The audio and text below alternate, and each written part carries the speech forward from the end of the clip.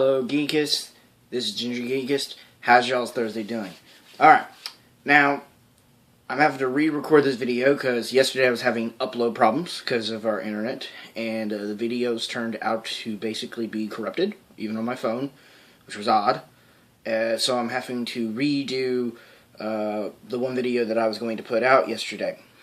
This is really shitty because these were for Thursdays, and this is Friday. So I will be putting 3 videos out tonight. I'm probably going to be up very late, but thankfully I don't have to go to work tomorrow. So that's why this video is coming out so late. I am sorry about the inconvenience. I've got the internet completely figured out tonight, so let's do this. This video is going to be my top 10 Marvel heroes. This is a male list. I am more of a Marvel fan. So I have a separate list for the Marvel heroes and the Marvel heroines. I will put the heroines list out at a later time. This is the male list. And without further ado, guys, let's just start this off. Now, keep in mind, this is my list and how I feel. If you have any comments, anything going on, please put it in the link below. Not the link below. Put it in the comments below. Let me know if you like my list or anything. I'm saying that right now, but I'll probably say it at the end of it also. But let's start it off, guys. This is my views only. So if you don't like my views, I don't know. Number 10, Deadpool. Deadpool started off as a knockoff hero. In the comic books, when another writer got a hold of him, made him have tons of comedy and tons of everything else. Out of the X-Men universe, Deadpool is one of the greatest things that stands out for me. He is so fun. He is so breaks fourth wall all the time. He is amazing to read. And he's always got real fun stories that he reads. And he's always been an amazing hero because you feel really, really sad for Wade. But you also know that he kind of takes it in stride. So, number 10 for me is Deadpool. Number 9, Gambit. Gambit is still a mystery to the whole Marvel community, and it's hilarious how much of a mystery he is. But Gambit has one of the coolest powers I ever thought when I was reading. He controls kinetic energy, and he's physically kinetically charged at all times. He's like augmented. His eyes, you even see, he has red pupils and black eyes for the rest. He's completely kinetically charged. He even throws the coolest thing. His projectile weapons usually are throwing cards, which is freaking amazing that he can physically charge throwing cards and throw them. He also has a bow staff, and he's got one of the coolest costumes for the longest time. Gambit is still a really cool character in the Marvel Universe, and hopefully that we get to see a movie, or hopefully we get to see him more utilized. He is a real fun character. Alright, number 8, Daredevil. Now, for a while, not a lot of people liked Daredevil. Thankfully, thank you Marvel and Netflix for giving Daredevil what he has been needed. Daredevil is an amazing character that faces his inner demons every day. Matt Murdock is a lawyer by day and basically a crime fighter by night. He is a super vigilante. Everyone knows his powers, that he has a special radar sense, that he is blind. He's physically blind, but he can see motions and all that other stuff, and he's also been trained basically as a ninja. Daredevil is an amazing character. It's always been really good writing, and they've done tons of revamps and everything. But Daredevil has been a constant character that fights his inner demons and doesn't let his spirituality get in the way of a good story. You never really fully know that Matt is a full-on Catholic, and that literally him being a full-on Catholic doesn't contradict that he is very respectful to everybody. Matt Murdock is a very good character, and him as Daredevil is amazing. He fights street level, but he's known through many, many circles in the Marvel Universe. Alright, we're getting close. Number 7, Doctor Strange.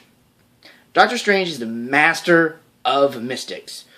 Literally, you do not mess with the Sorcerer Supreme. He has tons of mystical objects. He talks to every one of the Marvel heroes. He's been on the Defenders. He has talked to almost everybody in the Marvel Universe at one point in time. He had one of the coolest character arcs in the whole thing. He has fought some of the coolest villains that I've ever seen.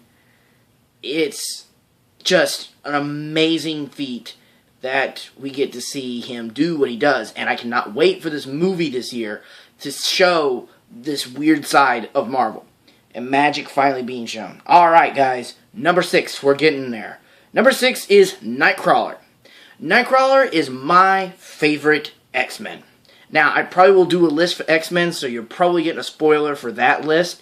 But my favorite X-Men by far is Nightcrawler. His character was introduced kind of sporadically, but as a kid, I always loved Nightcrawler. And then they started throwing tons of good stories out with Kurt. Kurt is a deeply spiritual man, but he faces that spirituality in stride. He never views anybody. He never tries to convert anybody to his religion. And he is a strong advocate for human and mutant relations and everything involved in it. To prove how epic he is, in one story, Kurt died. Kurt died to protect mutant kind, and he was okay with it. He went to heaven. He got to be in heaven. But his father used him as a link to get to heaven from his realm. His father's a bad dude. But to digress, Kurt basically gave up his place in heaven and became alive again so that his father can't get into heaven. So Kurt, a devout Catholic, got to heaven, got to see what it was, but chose to be the better person, to basically sacrifice his chance for a great peace and happiness to be back on earth with his friends, but he will never get to go to heaven. If Kurt dies again, he will basically probably go to another dimension, a type of hell or something to that effect, which is really sad. Now, we are at number 5. Now, there's a couple of heroes you're not going to see on this list, so don't be angry. I like certain heroes, but this is my top list. Alright, so number 5. Iron Fist. Danny Rand. Cannot wait to see him on Netflix. Danny is pretty much, you gotta think, a few characters for him, and main one is Bruce Lee. Danny is the master of martial arts. He has the Iron Fist and the Shan Lun, the Kung Lun. He has a dragon tattoo on his chest. He had one of the coolest outfits, and his new outfit in all new different Marvel is literally straight up a version of his costume mixed with like one of Bruce Lee's most iconic costumes. So look up his new costume for our new different Marvel. I think it's great that they're mixing this stuff in. There's another hero that's a better martial artist than him, but he trains every martial artist, and I'll talk about him in another video. But Danny Rand is my top 5. Alright, number 4, Moon Knight. Moon Knight is one of my top vigilantes that I love to read about because he is a great advocate for mental disorders. He has a split personality, yet he is a superhero. He has a mystic side to him, so hopefully Netflix rumors are true, and they will bring him to the fold as a vigilante. He is a great asset, and it would be really cool to see. And yes, I know that he is called Batman of the Marvel Universe, but there are much people that are different than him, and they qualify more as Batman, but I can see the similarities. But I loved him not for the way he throws gadgets and stuff like that. I love him for his character arcs that he's always seemed to be in, and he always seems to always do the right thing, even though he has these mental disorders, and he's messed up in the head sometimes. But he always seems to do the right thing. Alright, number 3, Silver Surfer, Norrin Radd. He possesses the power cosmic. He was once a Herald of Galactus who basically gave up the heraldry to become a superhero. He travels the cosmos once he finally got away from Earth, and he has so much vast amount of power that he can pretty much do whatever the hell he wants. Norrin has tons of power that he does not tap into. Galactus even stated it himself that he gave him a little bit too much power cosmic, and all the other heralds after him got less than him. So imagine those heralds are really, really powerful, but Norrin has tons of power. He has the surfboard, and he is awesome at what he does. His comic books are not for the faint of heart. I love them, but it's basically Norrin going through space and having tons of thoughts and talks in his head at all times. But it's so much fun to read. Alright guys, we're getting to it. Number 2, Black Panther. T'Challa is by far one of the coolest assets that Marvel has ever done. He is the king of his own country. Wakanda has a vast amount of a mineral that no one will ever find anywhere else. He has technological superiority. He has traveled the world and basically learned everything that he possibly could. He's what I call the equivalent of Batman, but he's far richer and far better, and he has met everybody. He's an Avenger. He's been on the Fantastic Four. He's now on this new team that deals with galactic problems. He has the totem of the Black Panther helping him, the Mystic Side. He was involved in Spider-Man's totem war that he could have been. The Morloons characters wanted to go after totems, and Spider-Man is technically the spider totem. There's a spider totem that wanted to choose Peter. T'Challa is the totem for the Black Panther, so they could have went after him, but they chose not to because he would basically kick the shit out of them. He is the perfect blend of science and mystic that you can basically get in.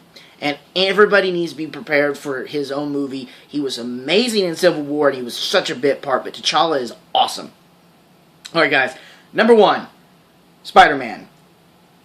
I have loved him ever since my dad gave me a comic book to read.